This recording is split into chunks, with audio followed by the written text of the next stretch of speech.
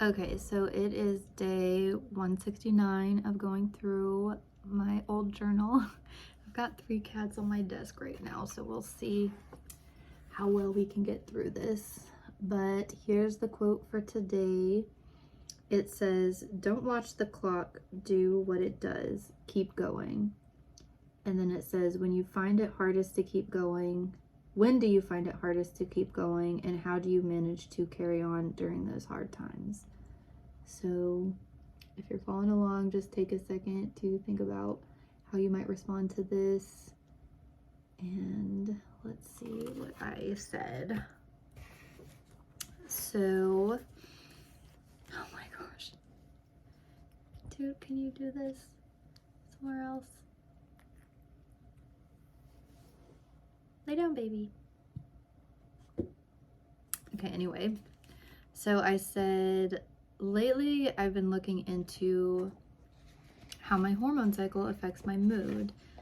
I think there's probably a major correlation between the times that I struggle to move forward and the point I'm at in my menstrual cycle. Over the past year or so, I've been trying to get into a routine that's consistent enough that I can really feel the shifts happening throughout the month.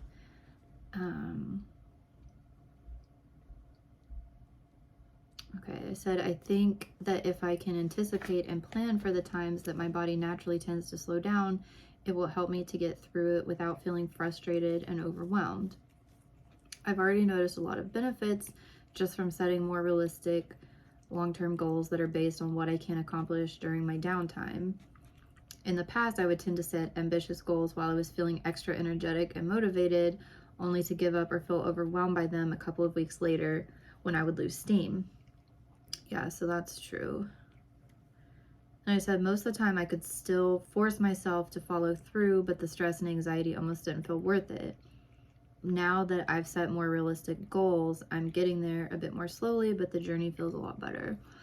So yeah, I've been torn between this like mentality of like, you can't quit, you have to push through and do things and finish what you start.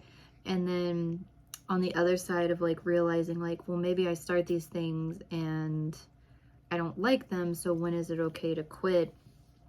And now I'm also keeping in check of like when I feel these motivated times. I've noticed so much that it comes cyclically. Like I'll be really into something for a while, and then and I've mentioned this several times, I'll like hyper focus on it, do a lot of research on it, buy things to get this idea in motion, and then I'll just feel overwhelmed and stressed out and I'll quit. But then normally, like sometimes it's like the next month, sometimes it's 2-3 months, I'll become interested in it again. So then I'm kind of like glad that I bought the stuff and kept the stuff, and I'll get back to it. And so yeah, I came across something I think on Instagram like a year or two ago where someone was talking about the menstrual cycle, and like I always knew that hormones, have an effect on things, but I don't think,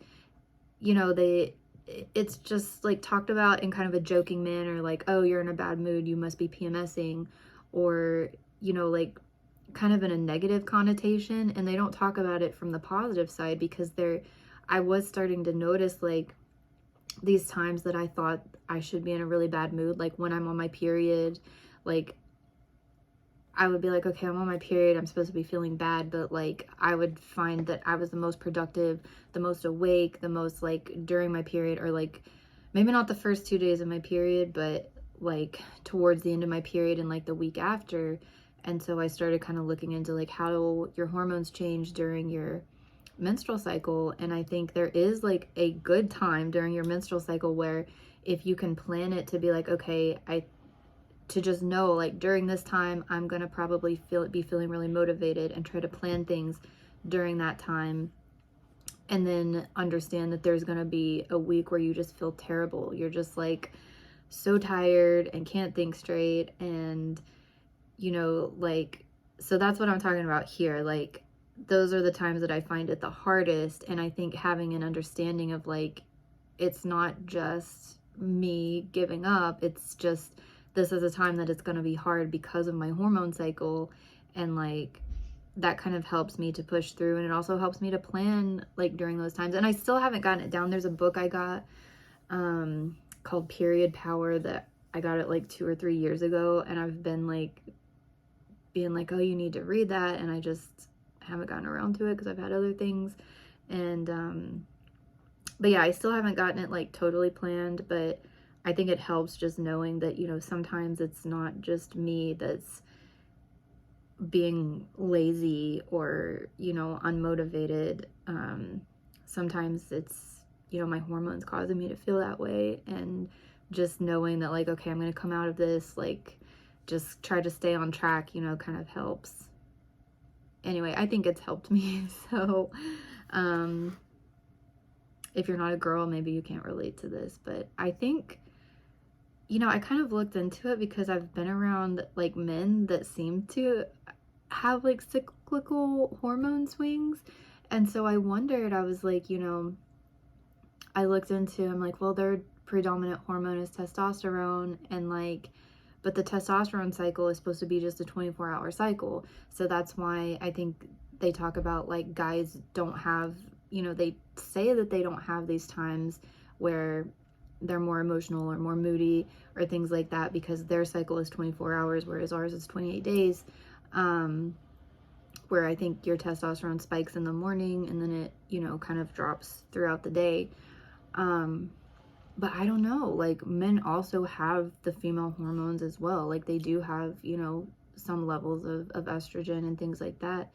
And so I'm wondering like if their female hormones also play a role in maybe men having some cycles, because it does seem like I've noticed some men having, you know, emotional cycles, but nobody really talks about that. So I wasn't sure if I was off, but I think that would be interesting to kind of look at to see if they experience something similar to women, if their hormones cycle like that too. But I don't know, maybe think about it with the testosterone too. Do you feel more like awake and motivated in the morning when your testosterone's high, or, you know, I don't know. I don't know if that's like a normal answer for this, but I think I was like thinking about this whenever I wrote this, so that's why that's what came out. But yeah, in terms of just how do you manage to carry on and keep going when things are tough?